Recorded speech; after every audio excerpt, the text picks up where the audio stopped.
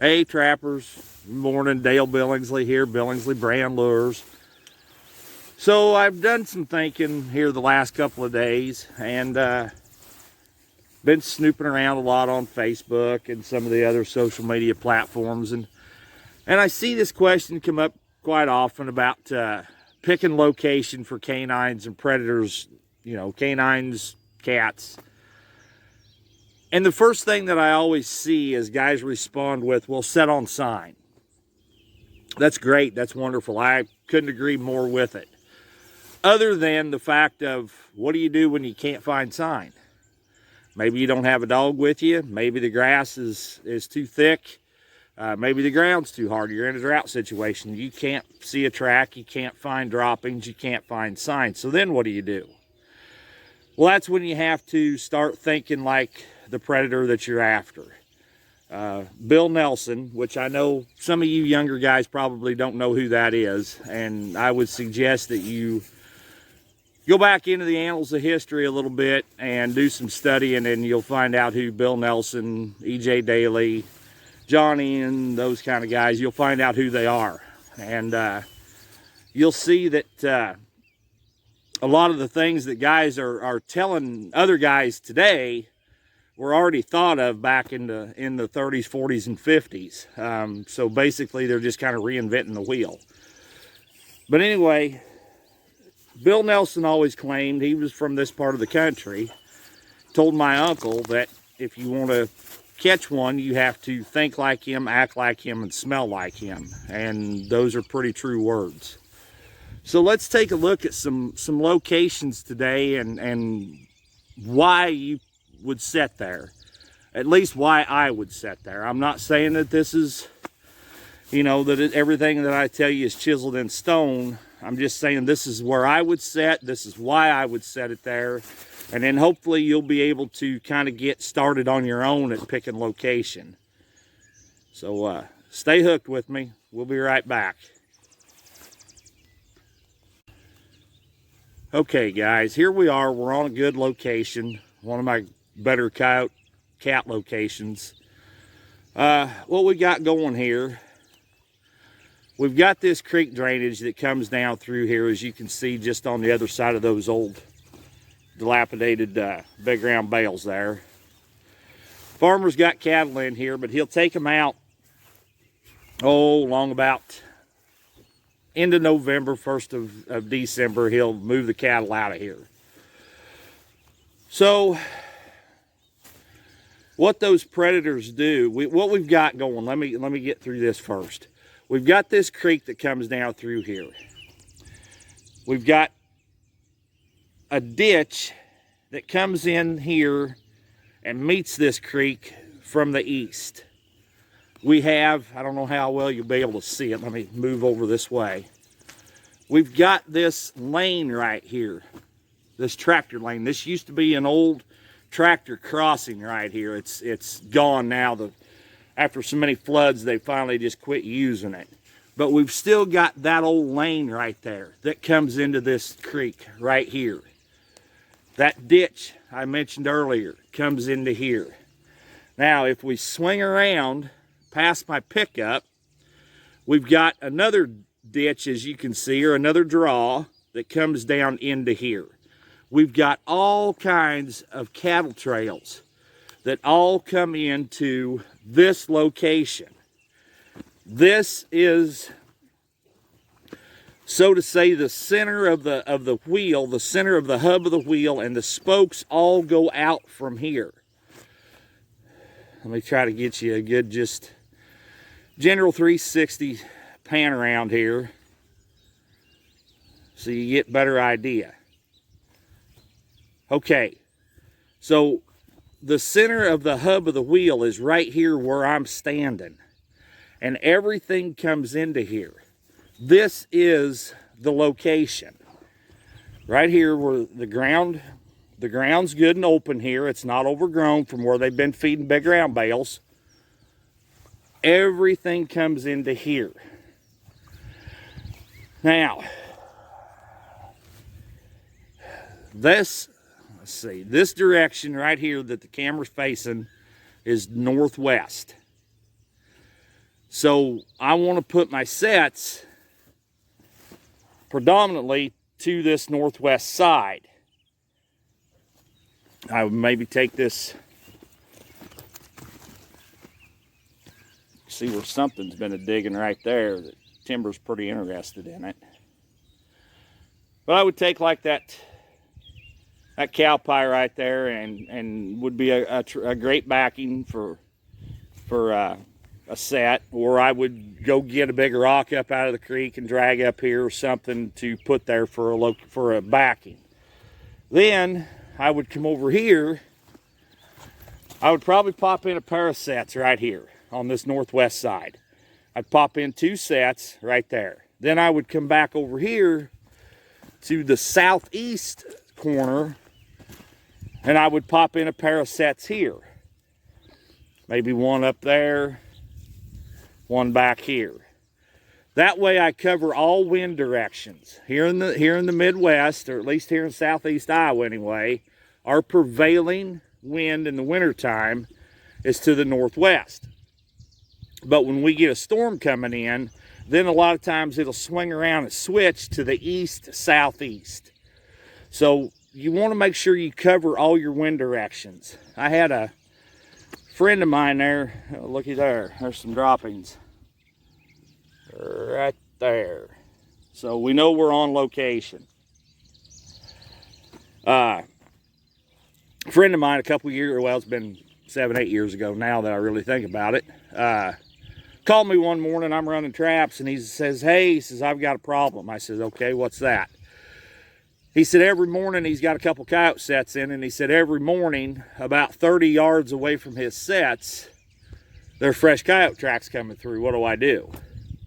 I said, well, pull your traps and move 30 yards closer to where the coyotes are coming through. I said, that's the obvious answer. But I said, which side of the travel way are you setting on versus the wind direction? Well, he was sitting on the off wind side. I said, they can't see you, they can't smell you, they can't find you, you can't catch them. It's that simple. So you always want your lure and bait blowing into the animal's face. They hunt, you know, they make their living with their nose. They're a predator. So always remember that. You want the wind. My first sets, I want the wind in my face. My next sets, I want the wind across the back of my neck. So that's just something to keep in mind and pay attention to it. Now, as we move on down here, I would also go right across there, and I would put in 3 or 4 sets on that on that lane right there. That would be that's a heck of a coyote location, and it's a heck of a place to pick up bobcats. And what you can't see from here, and I'm not going to go wade through that mud down there and cross it and everything with my dog. But what you can't see from here is as you go down this creek, right over yonder, there is another old farm lane that goes down along the edge of that creek. So again, right there in that opening is the center of the hub of the wheel, and as the spokes go out, that's where we want to put our sets in, right there. I hope this is making sense to some of you. And if you have any questions please either look me up on Facebook or Messenger, or leave a comment below, and I will answer anything I can to the best of my ability. But anyway, that would be the location right there. Don't be afraid don't think you're going to set too many traps. I don't know where we got the idea that we're setting too many traps per location. And I don't know where we got the idea some professional somewhere said, all you need is 2 sets and go. No, that's not how it works. Not at all. The old government standard back in the day was 12 to 18 sets per location. Move a quarter to a half mile and do it again. So I don't know where we got the idea that we're using you know, we're putting in too many sets or we're burning them out with too much lure. No, that's not right. It's not right. So let's get up out of here and we'll go take a look at some more locations. Stay hooked with me, boys. We'll be back in a minute. Okay, guys, so here we are now. We were just down in that bottom right there. And we said we would put 8 sets in down there. Now here we are up on top. And what we've got up here, we've got this brushy fence line coming up through here. That you know and I know that fox and coyote are following it. Bobcats probably, maybe too, but they would be more down towards into the bottom at the ditch down there. More brush, more cover, more habitat for cats. But anyway, we've got this brushy fence line that comes from the north and swings down through here and goes to the south through that gateway right there. Then we've got this other fence line that takes off right there and goes to the west. We've got this swale right here. This is an awesome, awesome coyote location right here, and pick up red fox as well. So, as we're looking right here, we're facing southeast. So again, I would put in a pair of sets along that fence line right there, and I would stay up close to the fence. As your predators are traveling, they're coming out here, you know, 15, 20 feet or so off of the fence line. So as they're passing through, if the wind's out of the south-southeast, it's going to push my lure into their face.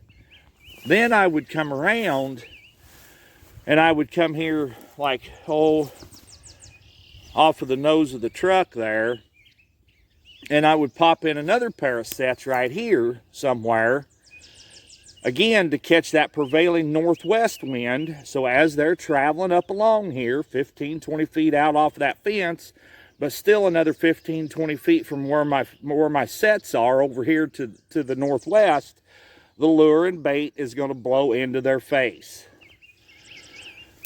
Always be mindful of that.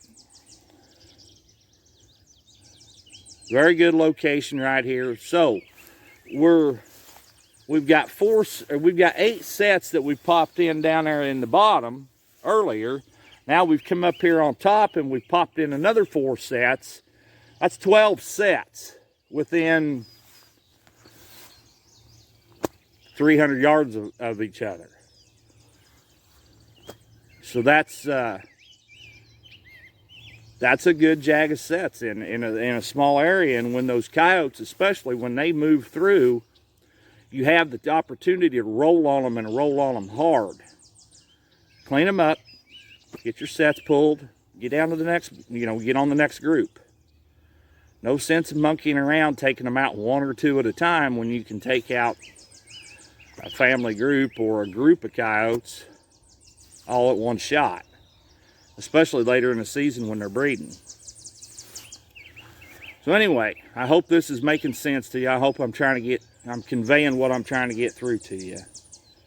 So let's go look at some more locations and why we would set that.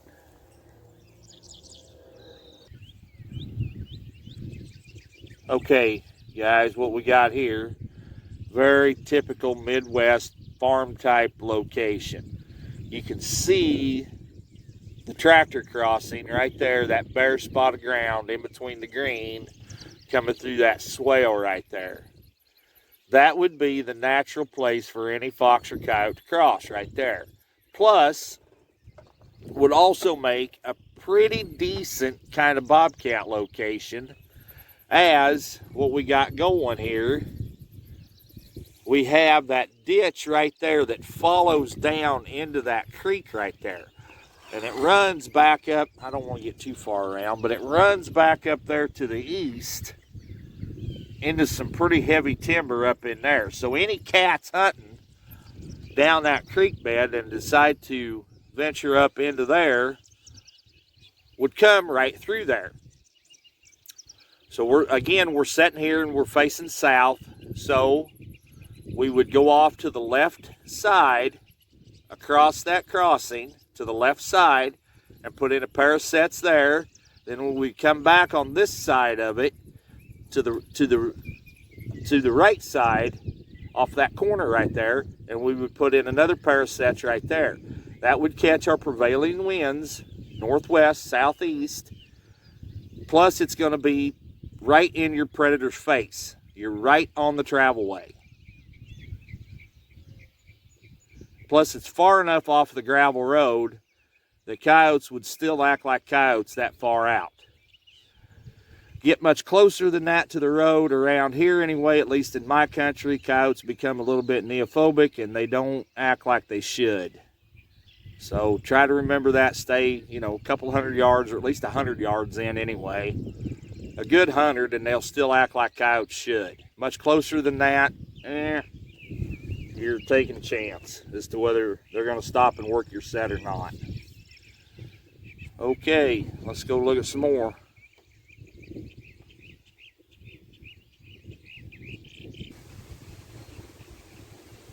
Okay guys, here we have a culvert, and culverts are natural barriers.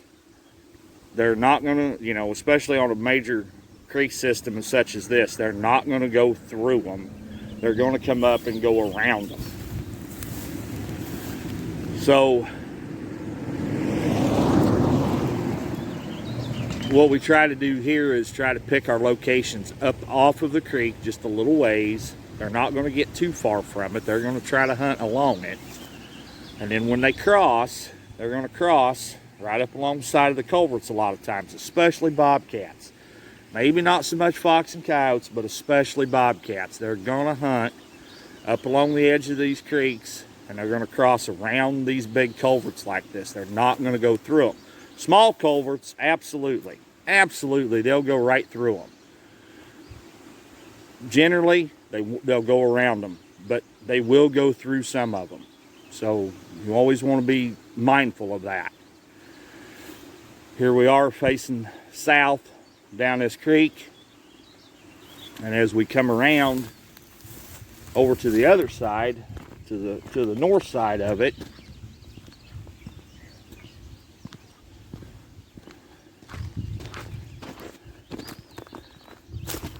this is where I would put my sets. It's a little easier going, plus I've got permission on this side of it where I can't get on the other side. So I would pop in a pair of sets on this side of it. I would go up and put a pair of sets on that side of it. That way you cover prevailing winds both ways, northwest, southeast. And you're going to catch your cats and your coyotes and your red fox, gray fox as they're coming down along there hunting.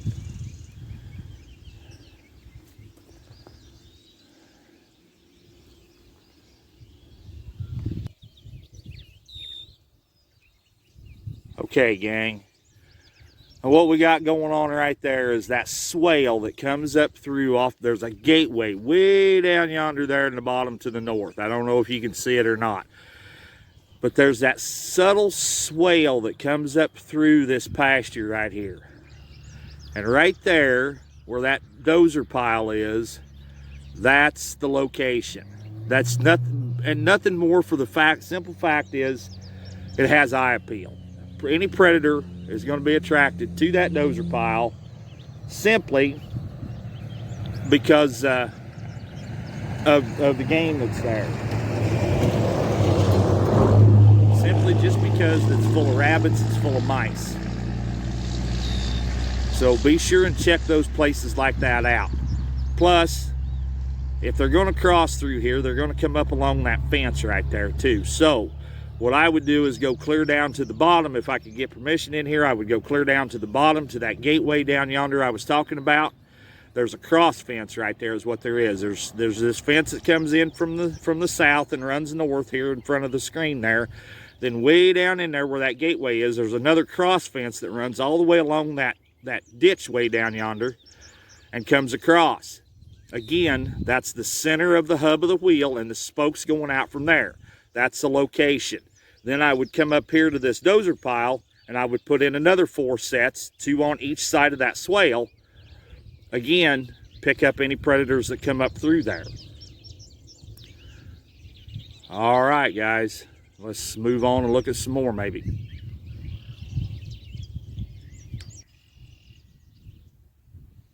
All right, guys, here we are again on another typical Midwest farm location. We have a crop change here. We go from pasture over to row crop ground.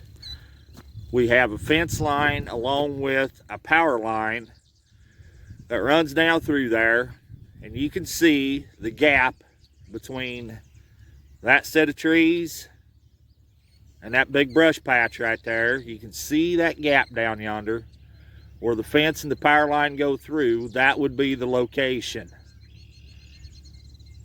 That would be a tremendous location right there.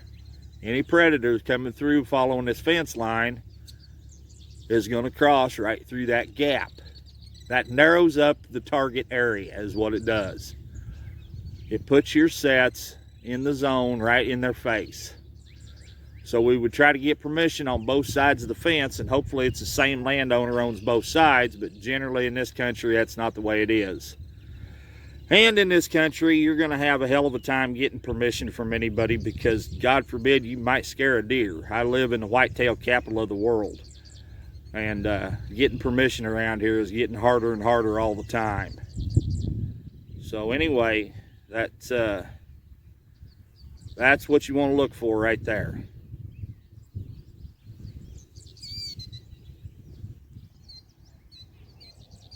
All right, here we are on the other side of that road to the north where that location we just looked at.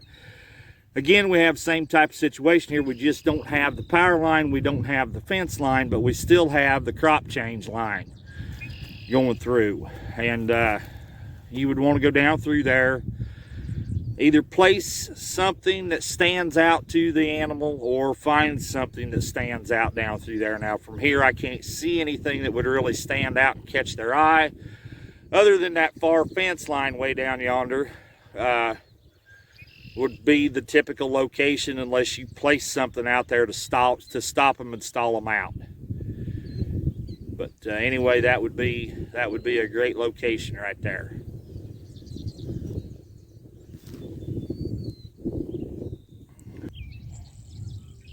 All right, guys, here's another typical good Midwestern, Eastern farm type location. We've got these cattle trails, farm lane going down through here, headed to the south, headed to that big patch of timber. There's a creek bottom down over that hill right there. Then, I don't know if you can see it or not, but going out across that pasture there, headed to the east, is another fence line. Then, right down in the bottom of that swale, about where those tree shadows are, is a tractor truck crossing. Again, those would be excellent locations to set. The cows are crossing there, so they're naturally, and plus the tractors and the trucks are all crossing there, so those canines are going to use that as well. Then come back up there to that fence corner right there. I don't know if you'll see it or not, guys. I'm trying my best here. There's actually another fence line that comes in to that one running east and west that runs off to the south there. There's a corner and a gateway right there. That would be a good location. Pop in a pair of sets there. Then come up here to this gateway where the cow trails are going over that knob right there. Pop in another pair of sets right there. So you've got potential to have 4 sets there, 2 on each side of that tractor crossing. 2 sets at that corner right there at that gateway. Or you could actually go on if you could get permission, which I know you could because the same guy owns all this ground. So you go on the other side of the fence and on this side of that gateway too, and you pop in another 4 sets right there. So there's 8 sets. Then you come up here where the cow trails are and you do it again. You've got 12 sets within a span of about 100 yards. When those coyotes come through, you're going to roll on them, and you're going to roll on them hard. You have potential to pick up doubles and triples, and you could have as high as 5 or 6 coyotes tied up right there in one stop. That's taking them out in a hurry. That's not playing around. That's getting it done. I sure hope this is helping some of y'all.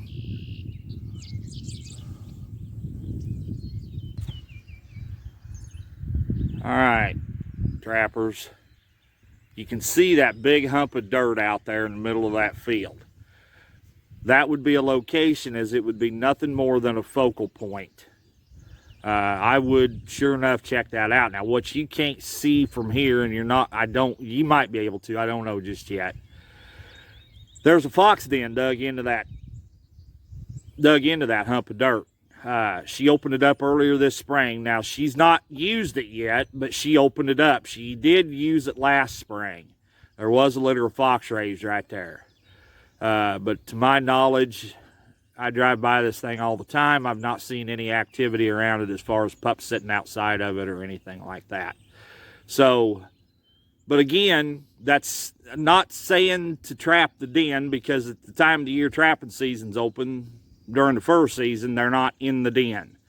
But still, that hump of dirt would be a focal point, especially coming off of that patch of timber behind it. Plus, you've got this swale or a draw or a ditch, whatever the vernacular is in your country, that runs off down there to the south, and it runs down into that other swale down yonder, that other ditch, and it all comes up through here. This fence line that runs off here to the east, or the west, I'm sorry, this fence line that comes to the west there, plus we have a major barrier here. We're on a main highway. This is going to be a stall out point for them, especially during the dispersal period. So that's something to check out.